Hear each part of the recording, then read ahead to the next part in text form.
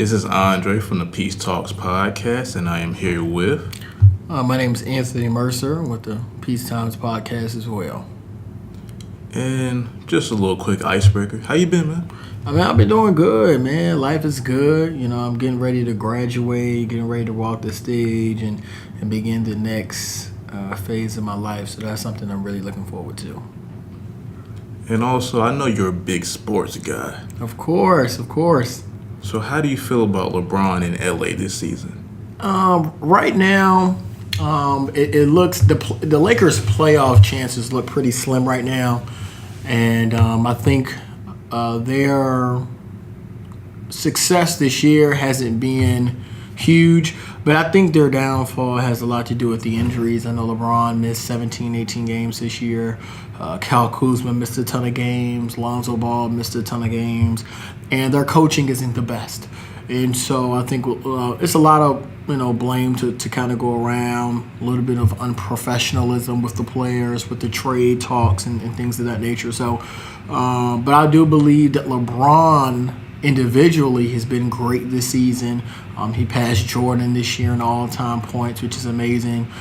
He came back from his injury averaging a triple-double. They just didn't go on the winning streak that they need to get into the playoffs after the All-Star break. So do you think LeBron passing Jordan makes him a better player, or is it just another milestone for his career? Well, I've always thought LeBron James was the greatest basketball player we have ever seen. It's more than about scoring with LeBron. LeBron James is a ball player. He affects the game in multiple different ways, offensively and defensively as well. I know he gets a lot of flack for him playing, with the lack thereof of him not playing defense. And I just think, he may take plays off. He is getting older, but also, I think he's doing great for that team. And I do think he is better than Jordan. We've never seen a player like him before. Are you sure about that, or is that just your LeBron bias? It's really not a bias. If you look at if you're asking which player is better, I want you to let's look at some individual achievements here. A lot of MJ fans that has MJ bias, their biggest argument are team accomplishments, which would be the 6 championships. I can go out on a limb and tell you that LeBron James has more total points. He has more total rebounds. He has more total assists. He has more clutch baskets in the playoffs. We have never seen anything like LeBron James, somebody so versatile. I think he is the best overall player to ever play the game. So Jordan isn't versatile to you at all? I'm not saying Jordan isn't versatile. What I'm saying is LeBron is more versatile. I think LeBron being able to play positions 1 through 5 on the floor is a strength of his, but I believe LeBron's greatest strength is his mind, his ability to put players in positions to be successful. That's why I think he's such a great facilitator. His basketball IQ is off the charts. And the way he's able to consistently score is amazing. People will tell you people like Michael Jordan and Kobe Bryant are better scorers. I don't necessarily agree. My follow-up to that is, how are they better scorers if LeBron James can score more points on less shots? That's my biggest takeaway in that regard. So on to that, you said he makes his teammates better. Mm-hmm. I don't all the way believe that, because after he leaves teams that he's been on, they end up in shambles. Right. Meaning he may do it for the time he's there, but as their careers go on, that really doesn't matter anymore, because he's now left, and now they don't have to rely on him. Because I noticed this on every team he's been on. They have to rely on him so much because he demands all that attention, that some people may not thrive in that situation. For say Kevin Love, he almost had a nervous breakdown. He had a nervous breakdown when he was playing with them. All right. I think something that they can attribute to that is I feel like LeBron makes other people better around him, but LeBron James, another reason why I believe he's the GOAT is because his single impact of just having him on your team is the single greatest impact we have ever seen out of any athlete, I believe, in my generation or maybe even in previous generations. This man can take your team to the finals, and as soon as he's off your team is a lottery team. Now, I do believe he's made some players better. One player I think he made better is Kyrie Irving. This year, we have seen Kyrie Irving increase with Boston in field goal efficiency, and we've seen him, I think, is the highest in assists. Kyrie Irving, before LeBron, was a very good basketball player, but now he's beginning to become great. And I think that is a testament to him playing with LeBron. LeBron, I feel like, has made people like role players better. I would say somebody on the lines of like a J.R. Smith, somebody who might have been out the league if the Cavaliers didn't trade for him. All of us, seem to forget that 2016 finals. We want to give all the praise to Kyrie for hitting that shot. LeBron got the block. He got the free throw to make it a two-possession game, and J.R. Smith had 20 points that game. That's something that we don't want to talk about, but that's something that definitely happened. All right. I have more rebuttals, but this can go on all day. Right, it can. You have your opinion, I have mine. Yeah, we can agree to disagree. Right. So I have another question for you, non-sports related. Okay. How do you reflect on your 2018 coming to 2019? My 2018 was it was a good year. It was a year. It's like a roller coaster year for me. I could go out on a limb and say, I had the ability to fly on my airplane for the first time. Going to Cape Town, South Africa, visiting the Xhosa people in the Amazon Yetu community. I could also say that, sometimes we're in some relationships that they just don't work out. So just reflecting on that, those are two kind of highlights of my 2018. But going into 2019, I'm getting ready to graduate. Going back to Africa again. I'm single, which is always a plus. Which is always a plus. Like I said, man, I'm going to this next phase of my life, getting ready to go to law school, getting ready to put forth to sacrifice these 3 years of my life, and so I can set up for the rest of my life. So that's my whole breakdown of my 2018 going into my 2019. All right, last question. How do you balance school and life as in your college years? Because I know a lot of people struggle with that, even myself sometimes. But I know some people could use this advice or get it from a student's perspective, at least, on the balance of working, being in school, and trying to do what you want to do also outside of school. I think it's important to prioritize. You know what I'm saying? Sit down and ask yourself what's worth it. A lot when you in school, your focus should be school. If you got a job and you at school and work, go out here and get this money. I think what a lot of college students really battle with is not the school and work composition, but it's the social life in school composition. A lot of us are in these relationships, especially in college. Where a lot of people are too overly concerned with relationships and being in love that they lose focus on what they're here for. They're losing focus on what they want to do for the rest of their lives, and that's why we're in college in the first place. A lot of people are really losing focus on that. They rather be, and I'm not saying there's nothing wrong with being in a relationship, but anything over moderation can become toxic. Anything in moderation can become good, but if you have too much of anything, it can become bad. So I say prioritize your life, what's important to you. and just go from there. And as far as networking for whatever career people want to be in, who should people try to align themselves with to get themselves in a better place afterwards? Because we all know college isn't all about being in class and going home. It's about getting involved a little bit, knowing the different kinds of people and different kinds of activities. Right. So I would say, I got this famous saying that says, birds with the same feathers flock together. And I want to be an attorney.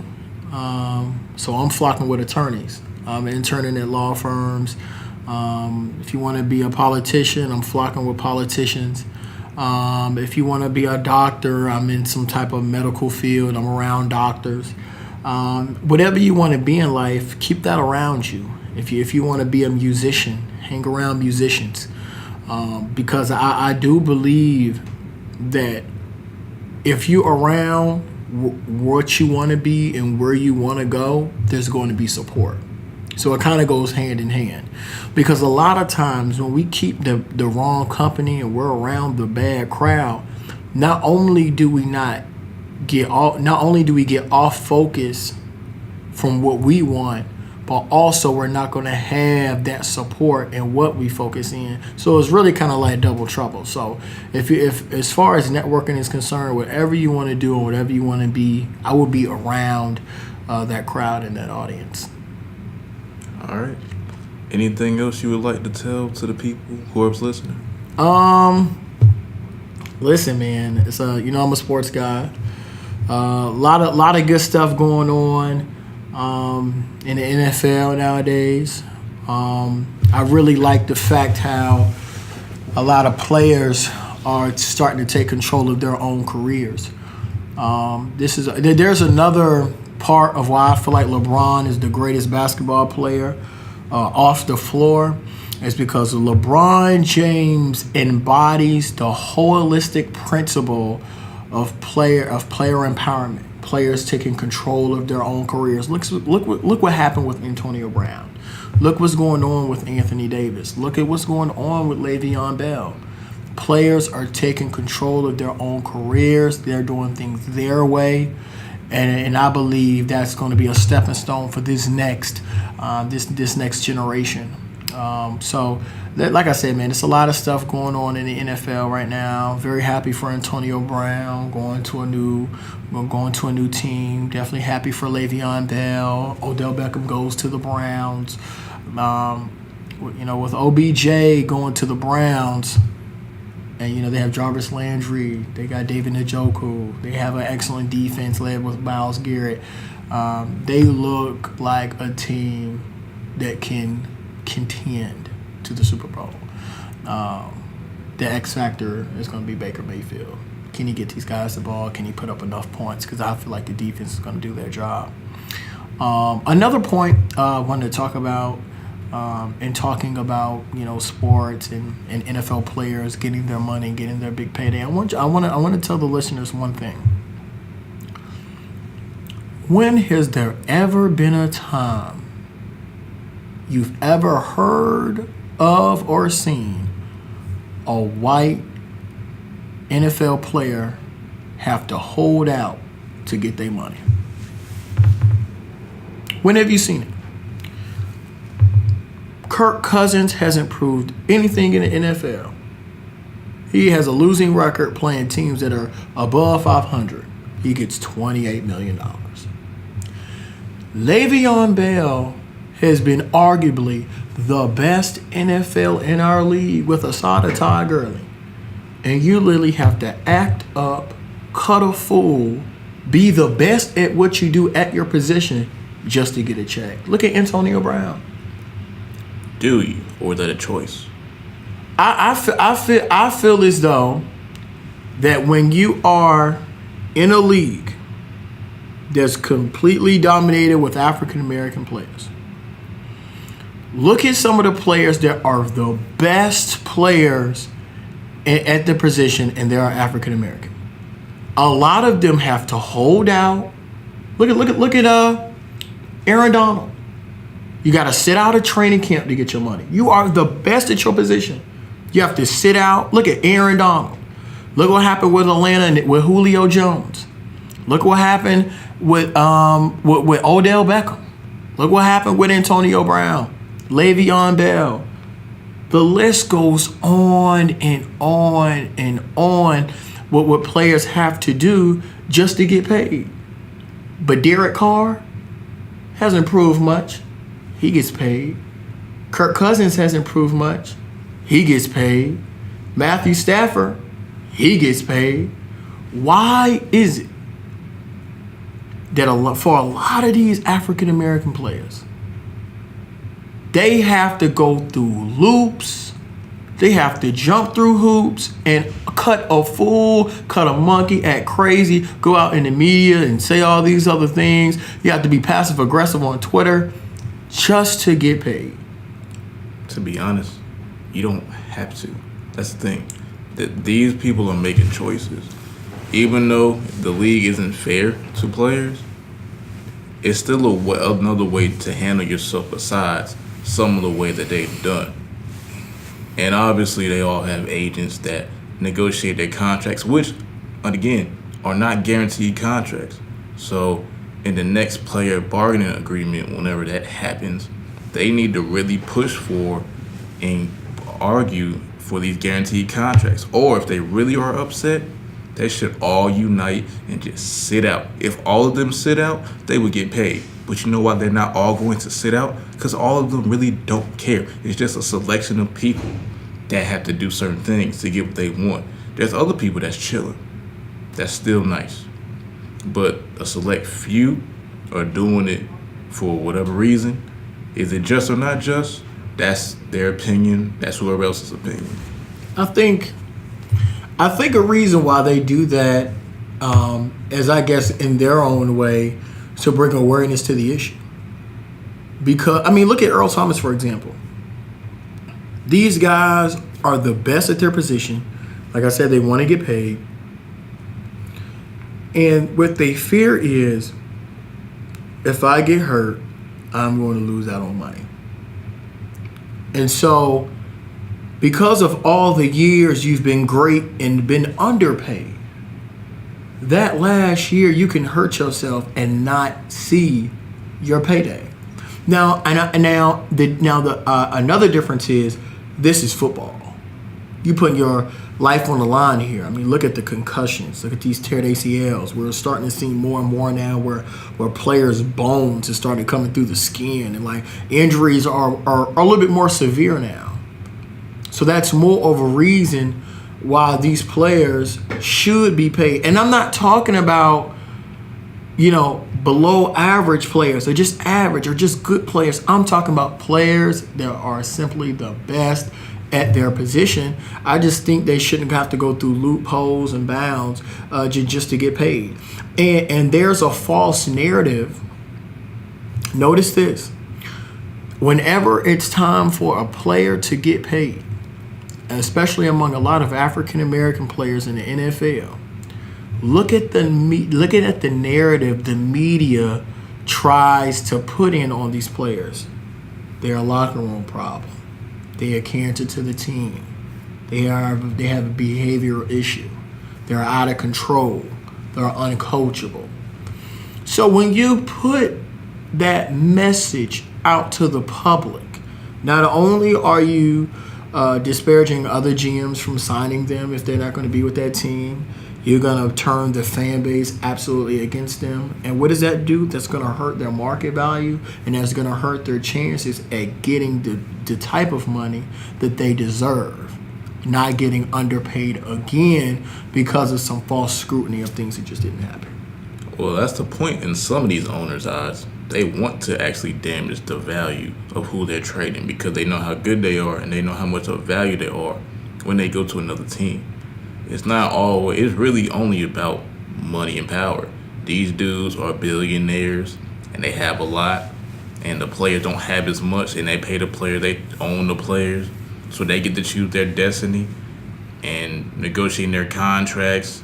It is, you're going to get this, or the other person has the leverage to say, I want to get this, and they come out to an agreement. Either happens or doesn't happen. Now, whatever goes on from there, some other stuff that can contribute, say hate, love, or other values that people may not even know, it's still on the fact of, from the perspective of the player and the owner, business and business. Right. And I get the business side of it.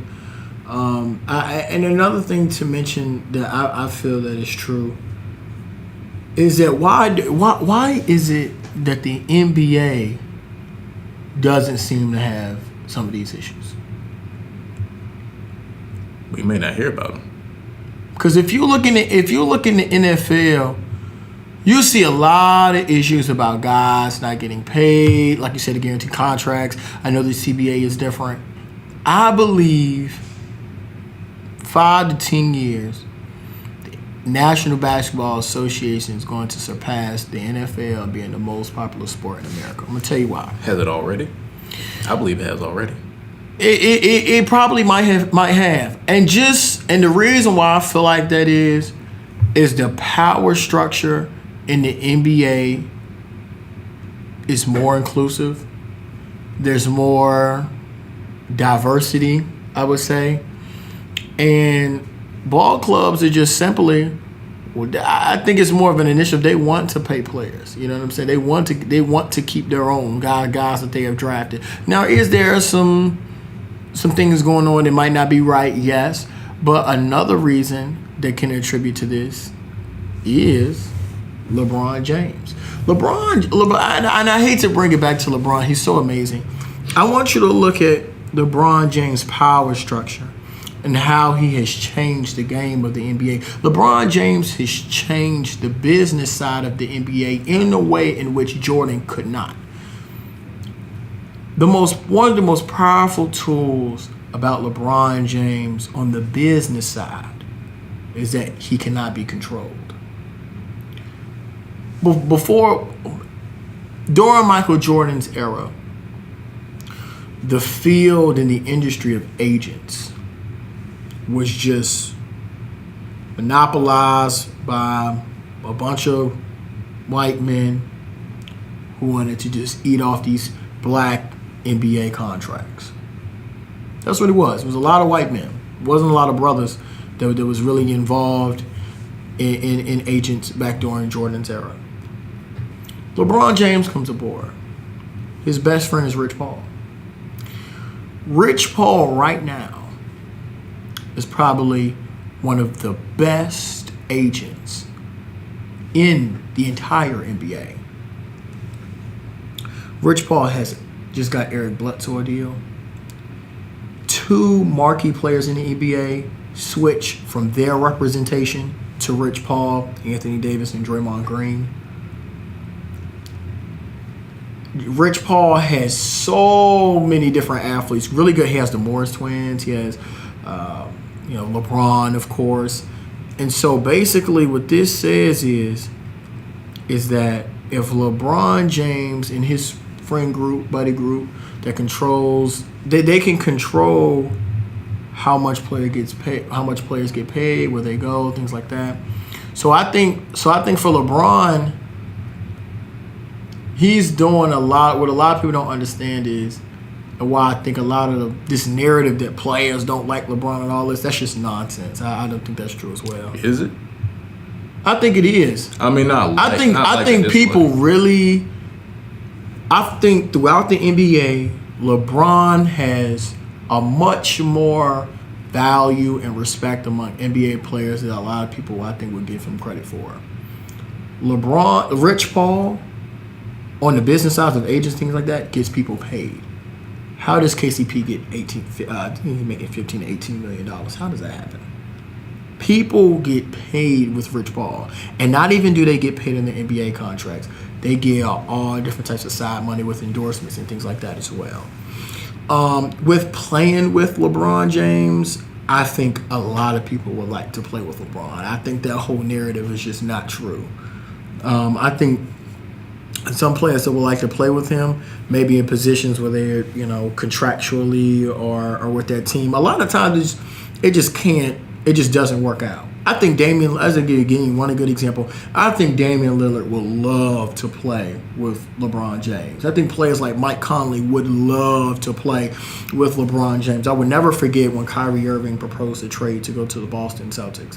I remember, I think Damian Lillard tweeted out, "Why would someone not want to compete for championships every year? Who would want out of that situation?"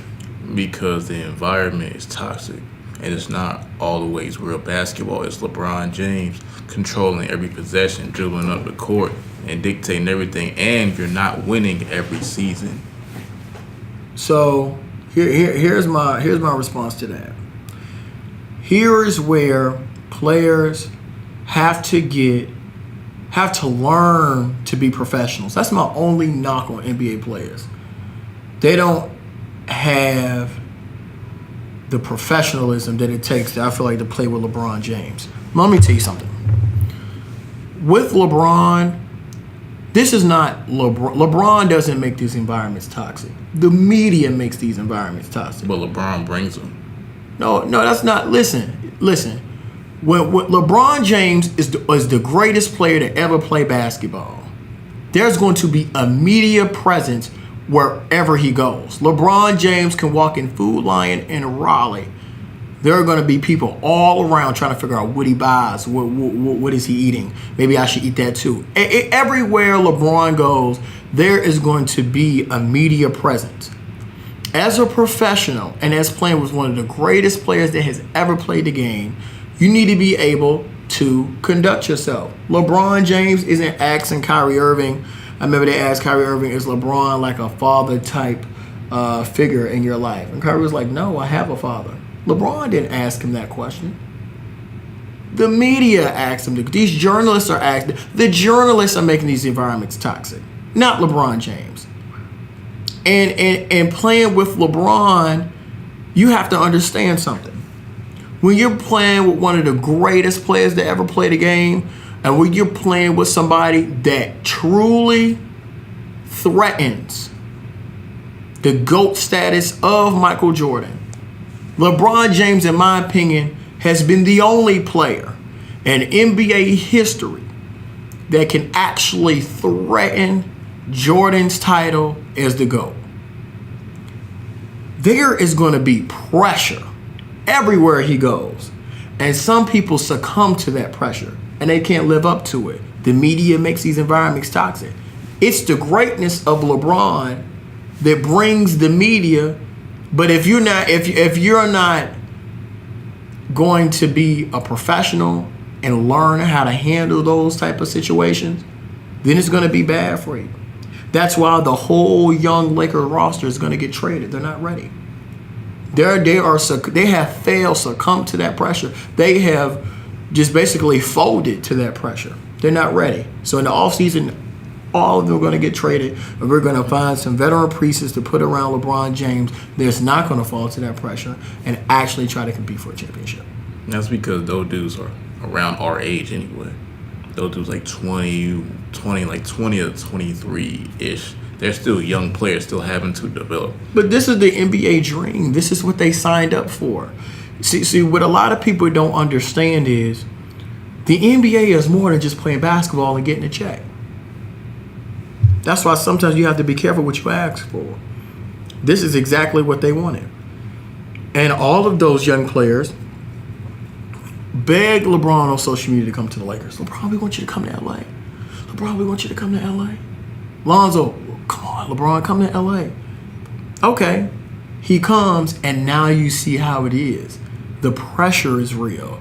Like every night, whenever you beat a bad team in the NBA, you're not going to get celebrated for it. You're supposed to win that game. If you beat a good team, guess what? You were supposed to win that game. You're in this to compete for championship, not win regular season games. That's why I believe that those young guys are going to get traded. They're not ready, and they have folded to the pressure of playing with one of the greatest players to ever play the game. Well, he already tried to trade him anyway. It just didn't work. Well, I have a conspiracy theory as well onto why the Lakers were going to be very competitive next year. I believe Adam Silver is pissed off that the Pelicans didn't take the deal. They gave you everything. You still didn't take it. That's because they didn't. It's one of the reasons I feel like their GM got fired. One. And then two, with the Lakers being out of the playoffs, there are some people who don't even watch basketball. They only watch the NBA playoffs to watch LeBron James. NBA ratings for the playoffs are going to be down this year. Tremendously. They're going to be down this year. And I believe Adam Silver is going to do whatever he can to ensure not only that the Lakers are a playoff team, but the Lakers are competitive and they can compete deep in the playoffs next year, because there is a business aspect to the NBA as well to make sure that their brand is being broadcasted the way it should be with the best player in the league. All right, after this, we're going to cut it off. Anthony Davis is still under contract. That's why the trade didn't happen, because he's still under contract. They do not have to trade Anthony Davis. And like you said about players being professional, it's starting to become a lack of order in the NBA with people trying to get out of their contract so early and having all these extended deals and getting all this stuff. Now, whose fault is it? Owners did sign these contracts. They did try to have this little Supermax thing for the players that completely backfired, because the Supermax contract was supposed to keep players. Instead, players just went everywhere but where they were supposed to go. And now you have people angry and everywhere. But at the end of the day, people are still going to be their own individuals. Right. What I have to say to that is this. What the NBA doesn't realize is that a lot of these players, it's not about the money. If you're making $150 million and you're telling me I have to stay in an environment where I'm going to lose, but I'm going to make $50 more million, so you turn that to $200 million, you can if you have $150 million, you could probably afford the same stuff that you're making. You can probably afford the same stuff if you're making $200 million, okay? It's not about the money. Some of these guys actually care about winning. They actually care about their career. They actually care about their legacy. They actually care about success. They want to win championships. So, with that being said, like, here's the thing. What do you tell the high school player, well, the guy that went to high school and he did everything he could to be able to get a D1 scholarship and go to college? All he wanted to do was win. And then he goes to college and all he does is win. Now he wants to get to the NBA. And then when he gets NBA, we're going to tell him, hey, the buck stops here, and the only thing I want you to do, prioritize, is just to get a check. No. Man, these guys have been wanting to win ever since they started playing the game of basketball. That's the reason why you lace your shoes up every time you go and play. Whether you're playing rec ball, whether you're playing in an intramural league, whether you're playing college basketball, high school basketball, middle school basketball, NBA, overseas, you play to win the game. The check is always good to get the check, even if it's $250 million, something crazy that Anthony Davis is going to get. But some of these guys prioritize winning, and I think that's mainly what he wants to do. Why guys want to get out of these contracts? They're taking control of their own careers. They're not doing what somebody else wants them to do. They are the CEO of their own brand. These guys are not going to follow the instructions and the demands of billionaire owners. There's another reason why I feel like LeBron has influenced the NBA. The players have the power. We are the ones to go out here and play every night. And one of the reasons why Anthony Davis proposed to trade, I'm not going to sit up here and take this Supermax, make a whole ton of money, but lose. I want to be in an environment where I might make less money, but I'm going to be successful. I'm going to win a championship. And I believe at the end of the day, that's going to fulfill his whole happiness. Him taking control of his career and doing what he's doing is best for him and his family, not what's best for the owner of a badly run organization. All right. So the message here is, at the end of the day, do what you want to do and what's best for you. Not what anybody else wants, not what outside forces or even your parents tell you should do. Do what you want to do at the end of the day. And that is a wrap for this little interview, I guess we could call it, or actually conversation, matter of fact. Yeah, it's an excellent conversation, man. We talked about a lot of stuff, man. We talked about LeBron. We talked about, NFL players. Talk about life. I think this was excellent. Definitely looking forward to do this again. But if you don't leave here with anything, always know, if you didn't take anything away from this podcast, I want you to take away one thing away. LeBron James is the greatest basketball player to ever play the game. If you think so. And this is Andre from the Peace Talks podcast. This is Anthony Mercer. And we're out. Have a great day, evening, night, all of that great stuff. And peace out. Peace out.